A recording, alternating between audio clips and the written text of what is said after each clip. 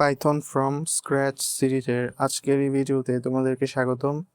আজকে আমি কথা বলবো সেট ডাটা টাইপের ইউনিয়ন অপারেটর অ্যান্ড লুপ নিয়ে। সো কথা না বাড়িয়ে চলো শুরু করা যাক। প্রিভিয়াস ভিডিওগুলোতে তোমরা দেখেছিলে কিভাবে লিস্টের ক্ষেত্রে লুপ ইউজ করতে হয়।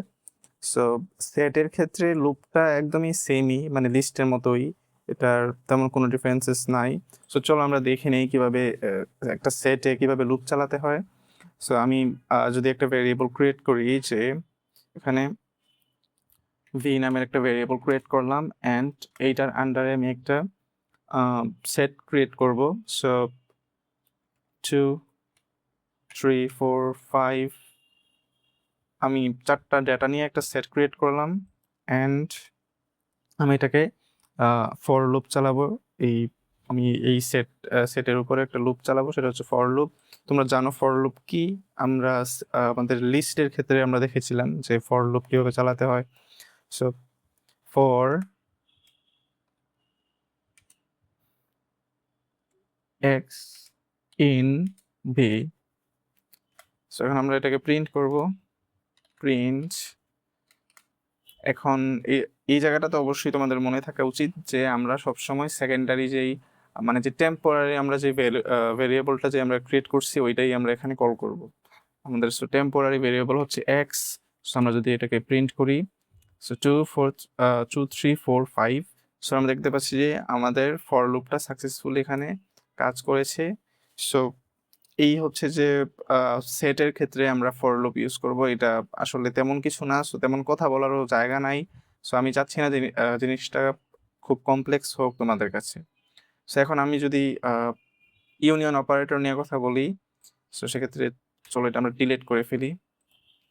অ্যান্ড ইউনিয়ন অপারেটর জিনিসটা, এই কনসেপ্টটা প্রিভিয়াস ভিডিওতেও আমি দেখাইছিলাম যে আমাদের আপডেট যে মেথডটা ওইটার মোটামুটি ওইটার মতোই কাজ, জাস্ট একটু কোড ডিফারেন্সেস আছে।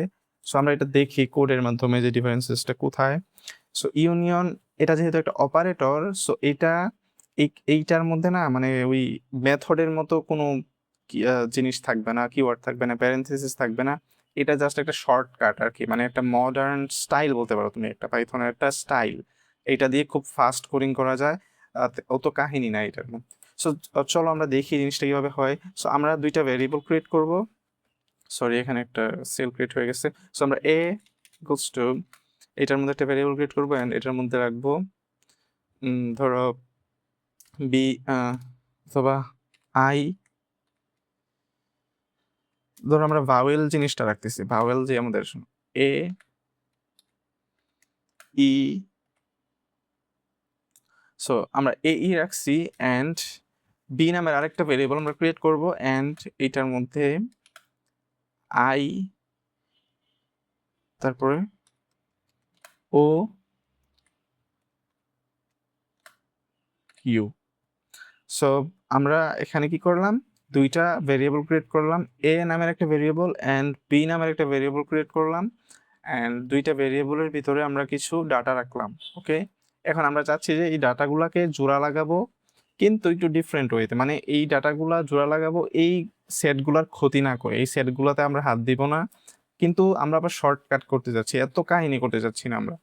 সো আমরা যেহেতু মেথড ইউজ করবো না, তাই এখানে তেমন কোনো এক্সট্রা কাহিনী নাই। আমরা জাস্ট যেইটা করবো, এখানে থার্ড আরেকটা ভেরিয়েবল ক্রিয়েট করব, সেটা হচ্ছে ধরো সি নামের আরেকটা ভেরিয়েবল ক্রিয়েট করলাম অ্যান্ড এ।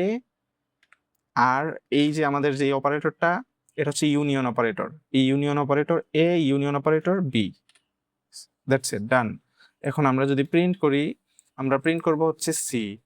প্রিন্ট, আমরা যদি সি কে প্রিন্ট করি, তোমরা দেখতে পাচ্ছ যে দুইটা মার্জ হয়ে গেছে। এই যে অ্যান্সারটা আসছে, মানে এই যে আউটপুটে যে সেট আসছে, ওইটা কিন্তু একটা নিউ সেট, মানে এই সেটগুলোর ভিতরে সে কাজ করে নাই, যেটা আমরা আপডেটে দেখছিলাম। এইটা একদম completely new set. So I hope তোমরা জিনিসগুলা বুঝতে পারছো।